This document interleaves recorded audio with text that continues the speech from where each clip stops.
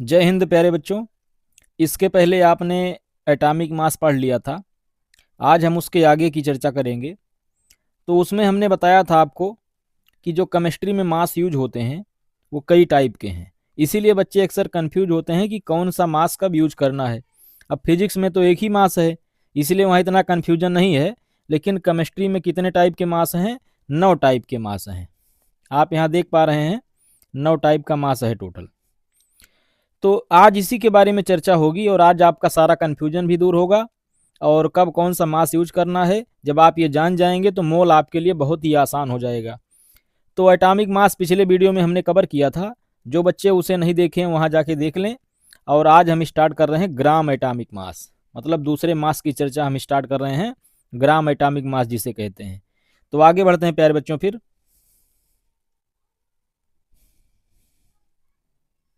तो हम स्टार्ट करते हैं ग्राम एटॉमिक मास। तो हेडिंग है, ये दूसरा मास है और इसका नाम है ग्राम एटॉमिक मास।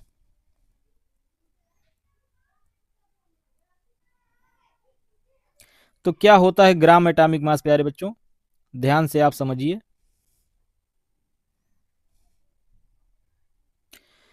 तो आप इसके पहले जान चुके हैं कि एटॉमिक मास क्या होता है।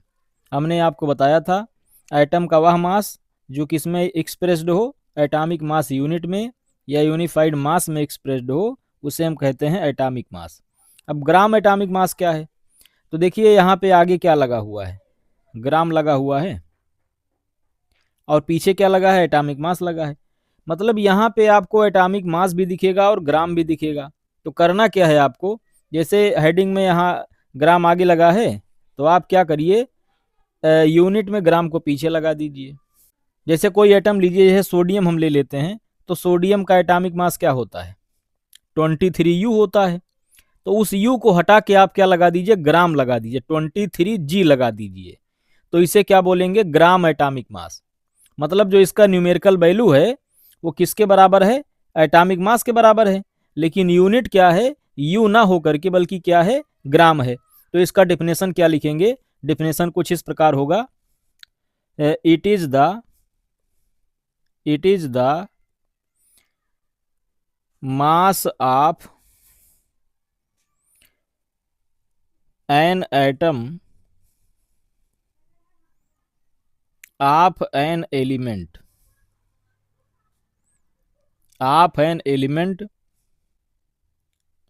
इन ग्राम। अब आगे क्या है, which is numerically equal to its atomic mass. तो प्यारे बच्चों ये रहा इसका डेफिनेशन। तो डेफिनेशन क्या है, it is the mass of an atom, मतलब किसी एटम का मास, और वो एटम किसका है, किसी एलिमेंट का है। किस में रहेगा प्यारे बच्चों, वो ग्राम में रहेगा, ध्यान दीजिएगा। लेकिन इसमें कंडीशन क्या है कि न्यूमेरिकली किसके बराबर होना चाहिए, वो एटॉमिक मास के बराबर होना चाहिए। तो बात सबके समझ में आ गई होगी। तो इसका एग्जाम्पल आप देखिए, इसका एग्जाम्पल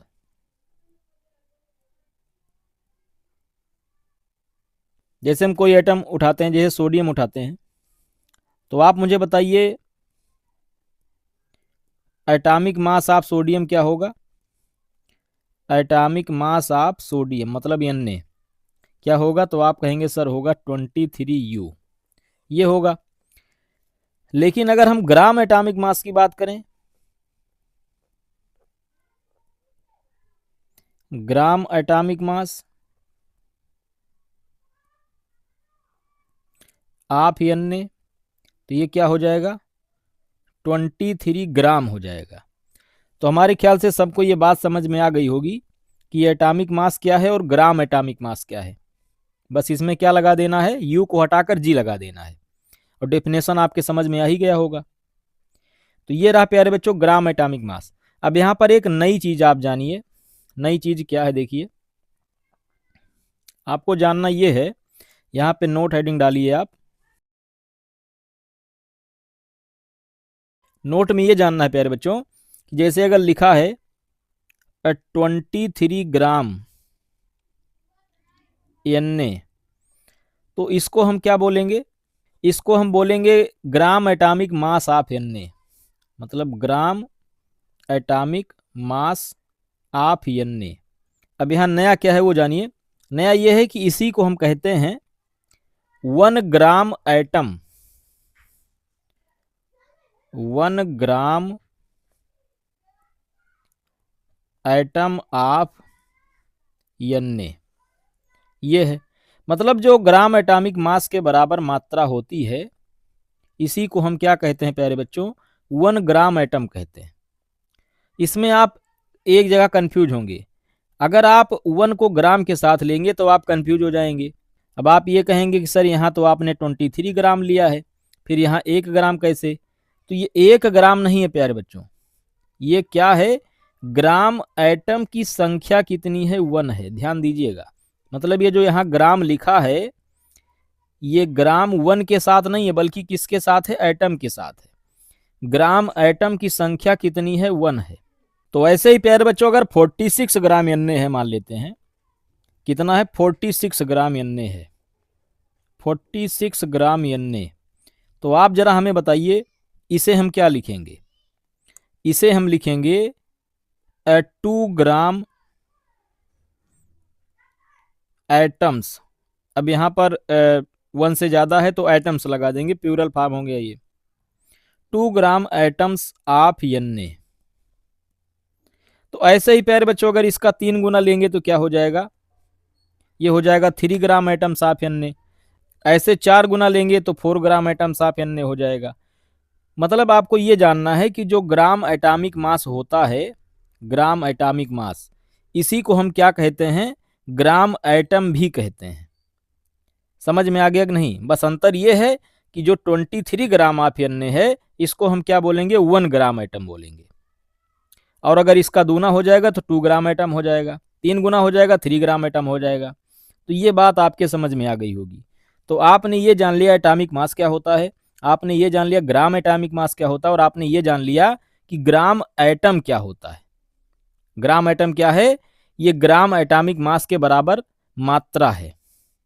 प्यारे बच्चों हम चलते हैं अगले टॉपिक पर। अगला टॉपिक क्या है? मॉलिक्यूलर मास है।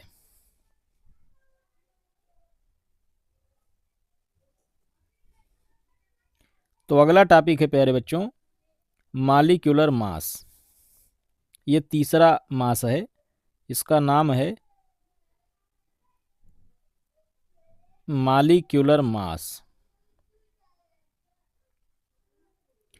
अब जानिए मॉलिक्यूलर मास क्या होता है। तो सबसे पहले आप हमें ये बताइए मॉलिक्यूल क्या होता है। तो आपका आंसर होगा सर मॉलिक्यूल एटम से मिलकर बना होता है। वैसे मॉलिक्यूलर मास किससे बना है? ये मॉलिक्यूल के सभी एटम के एटॉमिक मास से मिलकर बना है। ये बात सबके समझ में आ गई होगी। अब इसी को थ्योरी में हम लिख देते हैं। तो थ्योरी में हम क्या लिखेंगे? हम लिखेंगे द सम ऑफ, SUM रहेगा, the sum of atomic masses of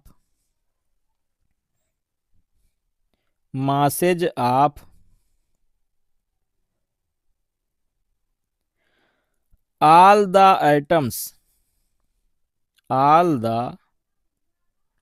atoms present in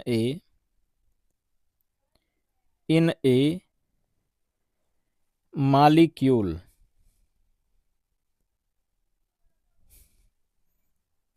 of elements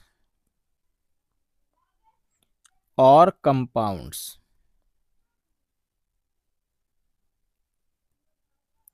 तो प्यारे बच्चों ये बात आपके समझ में आई होगी कि जो मॉलिक्यूलर मास होता है वो क्या होता है? वो जितने एटम्स हैं, मतलब ऑल द एटम्स, इन सब के एटॉमिक मास का क्या होता है प्यारे बच्चों? ये होता है सम, मतलब सबका जोड़ होता है। और ये एटम किस में प्रेजेंट होते हैं? किसी मॉलिक्यूल में प्रेजेंट होते हैं। और ये मॉलिक्यूल किसका हो सकता है? ये एलिमेंट का भी हो सकता है और कंपाउंड का भी हो सकता है। अब बहुत बच्चे कंफ्यूज होंगे, सर ये कौन सी बात है, एलिमेंट का मॉलिक्यूल और कंपाउंड का मॉलिक्यूल? तो अभी सब बता दे रहे हैं आपको, डिटेल में बता दे रहे हैं। एग्जाम्पल अभी बताएंगे तो उसी में बता देंगे इसे।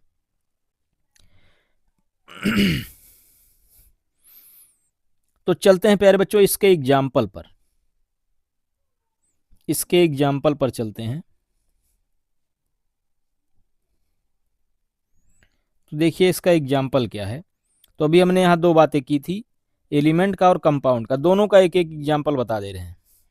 तो प्यारे बच्चों हम पहला एग्जाम्पल लेते हैं ऑक्सीजन का मालिक्यूल, और ये किस टाइप का मालिक्यूल है, मालिक्यूल ऑफ एलिमेंट है, मतलब इसमें कई एलिमेंट नहीं, सिंगल एलिमेंट है। तो जब सिंगल एलिमेंट होता है तो उसको मालिक्यूल ऑफ एलिमेंट कहते हैं, जब कई एलिमेंट होता है तो उसको मालिक्यूल ऑफ कंपाउंड कहते हैं। तो पहला एग्जाम्पल क्या लेते हैं, पहला एग्जाम्पल हम लेते हैं ऑक्सीजन मालिक्यूल का। तो इसमें हम क्या लिखेंगे, molecular mass of, molecular mass of O2। O2 का मालिक्यूलर मास क्या होगा प्यारे बच्चों। तो आप हमें बताइए एक ऑक्सीजन का एटॉमिक मास क्या होता है, होता है 16U। तो यहाँ पे दो ऑक्सीजन है, तो यहाँ दोनों का क्या कर देंगे, सम कर देंगे। मतलब जो दो ऑक्सीजन है, दोनों के ऑक्सीजन के एटॉमिक मास को हम जोड़ लेंगे, जैसा कि यहाँ पर ऊपर लिखा हुआ है। तो 16 16 कितना हो जाएगा, 32 हो जाएगा, 32U। ये हो गया किसका मालिक्यूलर मास, O2 का मालिक्यूलर मास हो गया। तो ये तो रहा प्यारे बच्चों मालिक्यूल ऑफ एलिमेंट, क्योंकि यहाँ इसमें एक ही एलिमेंट है। लेकिन अब दूसरा एग्जाम्पल हम उठाते हैं, दूसरा एग्जाम्पल हम H2O का उठाते हैं। Molecular mass of, molecular mass of H2O। अब यहाँ पे देखिए कितने एलिमेंट हैं प्यारे बच्चों, एलिमेंट तो दो हैं लेकिन एटम कितने हैं, तीन हैं। तो तीन एटम है, तीनों के एटॉमिक मास को जोड़ना पड़ेगा। तो सबसे पहले यहाँ क्या है, दो हाइड्रोजन है और एक ऑक्सीजन है। तो ये क्या हो जाएगा, इस पहले वाले H का एटॉमिक मास कितना हो जाएगा, 1U हो जाएगा, और दूसरे वाले का भी 1U। अब तीसरा क्या है, ऑक्सीजन है, तो ऑक्सीजन का कितना हो जाएगा, 16U हो जाएगा। तो इस तरीके से प्यारे बच्चों जब इन सबको जोड़ेंगे तो कितना आ जाएगा, जब इन सबको जोड़ेंगे तो कितना आ जाएगा प्यारे बच्चों, ये आ जाएगा 18U। तो सबके समझ में बात आ गई होगी कि मालिक्यूलर मास क्या है। ये किसी मालिक्यूल में सभी एटम के एटॉमिक मास का सम होता है, अब वो चाहे मालिक्यूल ऑफ एलिमेंट हो और चाहे मालिक्यूल ऑफ कंपाउंड हो। तो ये बात आपके समझ में आ गई होगी। बस इसमें ध्यान देने वाली बात क्या है, ध्यान देने वाली बात यह है कि जैसे एटॉमिक मास का यूनिट क्या था, यू था, यू, वैसे ही मालिक्यूलर मास का यूनिट क्या होगा, यू होगा, क्योंकि ये एटॉमिक मास से ही मिलकर बना है। तो ये बात सबके समझ में आ गई होगी। अब हम चलते हैं नेक्स्ट मास पर, और वो क्या है, ग्राम मालिक्यूलर मास है। तो अगला मास क्या है प्यारे बच्चों, अगला मास है ग्राम मालिक्यूलर मास। ये अगला मास है ग्राम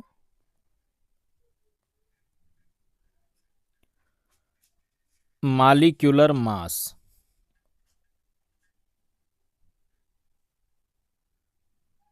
इसको आप लिख सकते हैं GMM।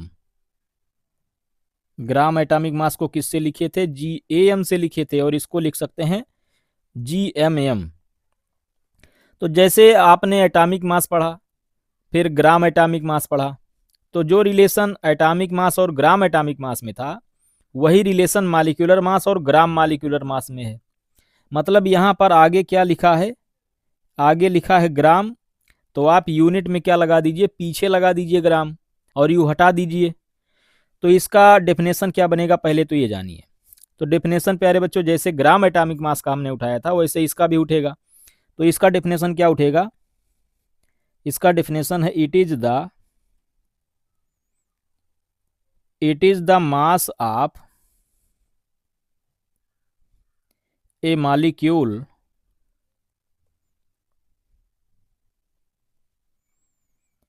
इन ग्राम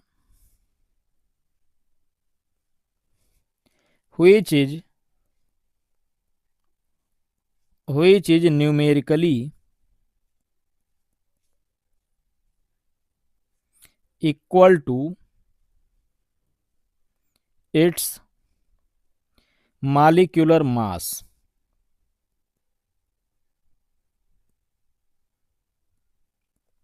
तो प्यारे बच्चों ये आपके समझ में आ गया होगा। मतलब ये क्या है, ये किसी मॉलिक्यूल का वह मास है किसमें, ग्राम में, जो कि न्यूमेरिकली रूप से किसके बराबर है, मॉलिक्यूलर मास के बराबर है। न्यूमेरिकली का मतलब है जो इसका डिजिट है, जो न्यूमेरिकल वैल्यू है वो किसके बराबर है, मॉलिक्यूलर मास के बराबर है। लेकिन अंतर किस में है, अंतर यूनिट में है। मॉलिक्यूलर मास का यूनिट यू होता है और इसका यूनिट क्या होगा, ग्राम होगा। तो ये बात आपके समझ में आ गई होगी। अब चलते हैं इसके एग्जाम्पल पर। तो इसका एग्जाम्पल उठाते हैं प्यारे बच्चों।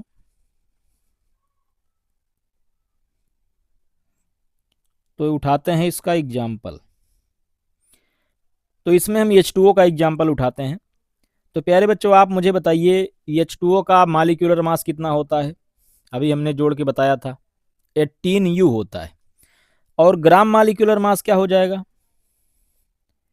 तो gram molecular mass of H2O कितना हो जाएगा प्यारे बच्चों, ये 18 तो रहेगा ही, लेकिन U की जगह क्या हो जाएगा, G हो जाएगा। यहाँ पे जो ध्यान देने वाली बात है वो ये है कि जो 18 ग्राम है और क्या होगा, जैसे हमने ग्राम एटॉमिक मास में बताया था कि 1 GAM, कि GAM को और क्या कहते हैं, ग्राम एटम भी कहते हैं। तो वैसे इसको क्या कहेंगे, इसको कहेंगे 1 ग्राम मॉलिक्यूल।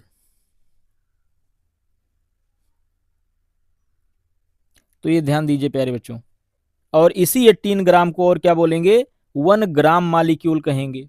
अगर मैं आपसे कहूं 36 ग्राम H2O, तो आप मुझे बताइए आप इसको किसके बराबर रखेंगे। तो ये हो जाएगा प्यारे बच्चों 2 ग्राम मॉलिक्यूल्स।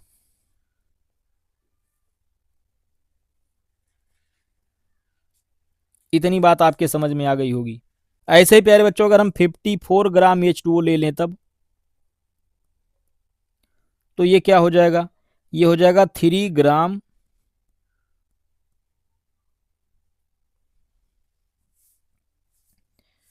ये हो जाएगा 3 ग्राम मॉलिक्यूल्स। ऐसे ही अगर हम 72 ग्राम H2O ले लें तो ये कितना हो जाएगा, ये हो जाएगा 4 ग्राम मॉलिक्यूल्स हो जाएगा। ये बात आपके समझ में आ गई कि नहीं आ गई। तो जो GAM ऑफ H2O है वो कितना है, वो इसके एटॉमिक मास के बराबर है, बस U की जगह क्या हो जाएगा, G हो जाएगा। और इसी को हम क्या बोलेंगे, 1 ग्राम मॉलिक्यूल। और इसके दुगने को क्या बोलेंगे, 2 ग्राम मॉलिक्यूल। इसके 3 गुने को 3 ग्राम मॉलिक्यूल और इसके 4 गुने को क्या बोलेंगे, 4 ग्राम मॉलिक्यूल बोलेंगे। इतनी बात आप लोगों के समझ में आ गई होगी। तो प्यारे बच्चों आगे बढ़ते हैं हम फिर और अगले मास पर चलते हैं। अगला मास क्या है, फार्मूला यूनिट मास है। तो चलिए आगे बढ़ते हैं प्यारे बच्चों।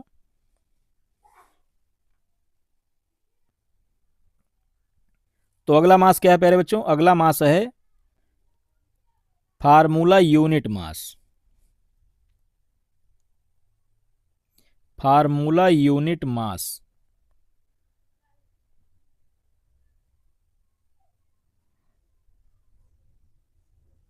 तो क्या होता है प्यारे बच्चों फार्मूला यूनिट मास, ध्यान से देखिए। तो देखिए ये मॉलिक्यूलर मास का ही जुड़वा भाई है, बस अंतर क्या है, ये ऐसे कंपाउंड के लिए यूज होता है जो आयनिक कंपाउंड होते हैं, और वो किसके लिए यूज होता था, वो कोवैलेंट कंपाउंड के लिए यूज होता था, और ये आयनिक के लिए यूज होगा। तो यही मैं ब्रैकेट में लिख दे रहा हूं, for ionic species.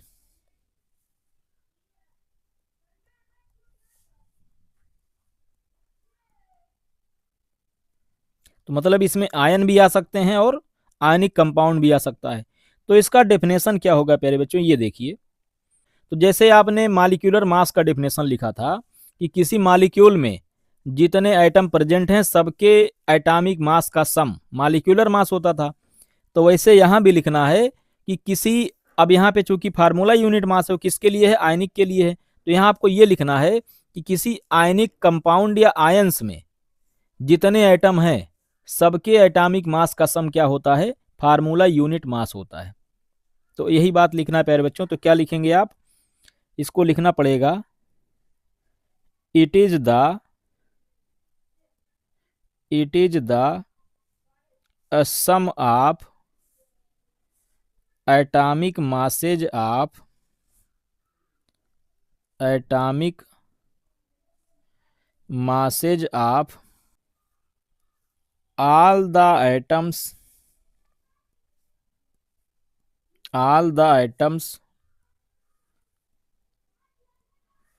present in an ion or ionic compound.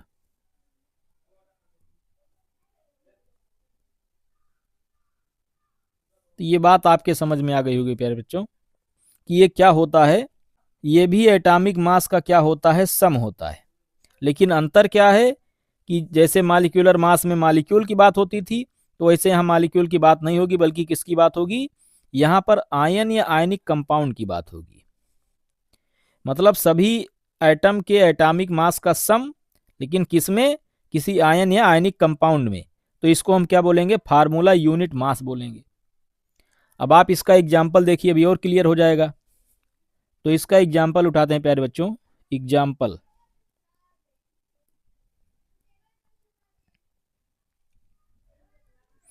तो इसके एग्जाम्पल में हम कोई दो एग्जाम्पल उठाएंगे, एक आयन का एग्जाम्पल उठाएंगे और एक आयनिक कंपाउंड का एग्जाम्पल उठाएंगे।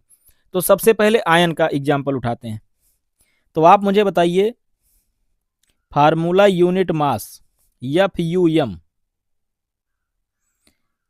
ऑफ SO4 डबल माइनस क्या हो जाएगा प्यारे बच्चों। तो प्यारे बच्चों इसमें कितने एटम है, इसमें टोटल 5 एटम है, एक सल्फर है और 4 ऑक्सीजन है। तो चारों के एटॉमिक मास को हमें जोड़ना पड़ेगा। अब 2 इलेक्ट्रॉन भी है, लेकिन इलेक्ट्रॉन का मास निग्लिजिबल होता है, इसीलिए इसको कंसीडर नहीं करेंगे, केवल एटॉमिक मास को कंसीडर करेंगे। तो सबसे पहले हम सल्फर का एटॉमिक मास लिखते हैं, कितना होगा, 32U होगा। और इसके बाद चाहे आप ऑक्सीजन 4 है तो इसका 4 बार 16 16 प्लस करिए, और चाहे इसी को आप क्या करिए 16U यहाँ लिख कर इसको 4 से कर दीजिए मल्टीप्लाई। तो बात वही पड़ी, क्योंकि जो मल्टीप्लीकेशन होता है ये एडिशन के रिपीटेशन को कम करने के लिए यूज होता है। जब प्यारे बच्चों इस सब को हम जोड़ेंगे तो क्या हो जाएगा, तो ये हो जाएगा 32U और ये हो जाएगा 16 चौका 64, 64U हो जाएगा। और इन दोनों को जब हम ऐड करेंगे तो क्या हो जाएगा, 96U आ जाएगा। तो प्यारे बच्चों ये क्या है, ये जो SO4 डबल माइनस आयन है, ये इसका पहली बात तो इसका ना एटॉमिक मास होगा क्योंकि ये कोई एटम तो है नहीं, और ना ही इसका मॉलिक्यूलर मास होगा क्योंकि ये कोई मॉलिक्यूल भी नहीं है। तो प्यारे बच्चों इसके एटॉमिक मास के सम को बोलेंगे क्या, इसके एटॉमिक मास के सम को बोलेंगे फार्मूला यूनिट मास। ये बात सबके समझ में आ गई होगी कि इसकी जरूरत पड़ी क्यों, क्योंकि ये ऐसे स्पीशीज को एक्सप्रेस करता है जो ना तो एटम है और ना ही मॉलिक्यूल है। तो जो दोनों ही नहीं है तो ना तो वहाँ एटॉमिक मास चलेगा ना ही मॉलिक्यूलर मास चलेगा, तो वहाँ एक नया मास चलेगा जिसका नाम है फार्मूला यूनिट मास। ऐसे ही प्यारे बच्चों आगे बढ़ते हैं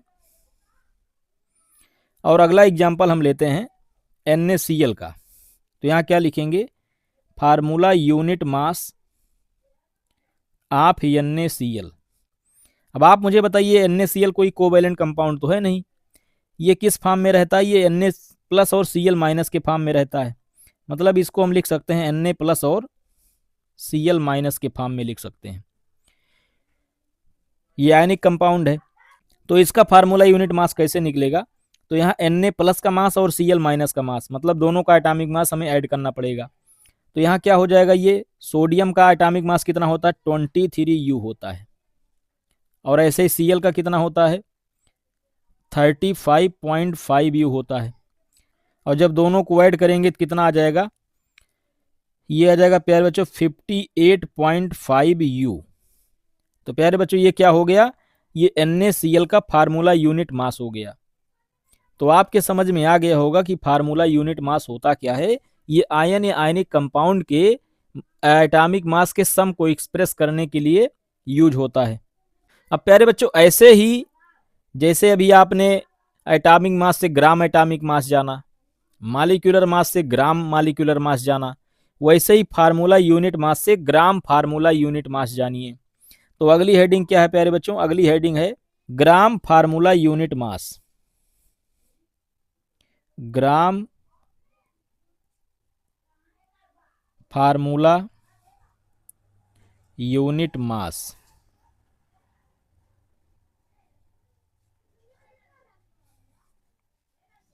तो देखिए क्या होता है ये प्यारे बच्चों, ग्राम फार्मूला यूनिट मास क्या होता है।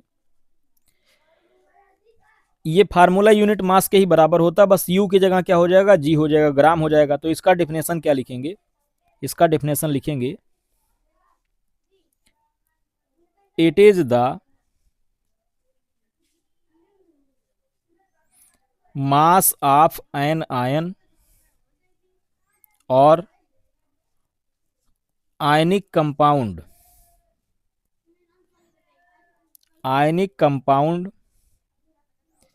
इन gram which is numerically equal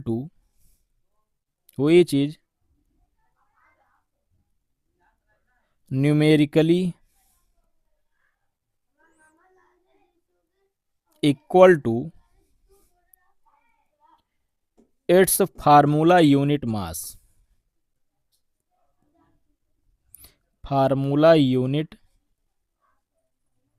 मास। ये बात आपके समझ में आ गई होगी प्यारे बच्चों। ये क्या है, it is the mass of an ion और आयनिक कंपाउंड। ये किसी आयन या आयनिक कंपाउंड का वह मास है किसमें, ग्राम में, जो कि न्यूमेरिकली रूप से किसके बराबर होती है, फार्मूला यूनिट मास के बराबर होती है। अगर इसका एग्जाम्पल देखा जाए प्यारे बच्चों, तो एग्जाम्पल इसका क्या बनेगा, इसका एग्जाम्पल वही उठाते हैं जो अभी इसके पहले उठाए थे। तो इसमें उठाते हैं gram formula unit mass of SO4 double minus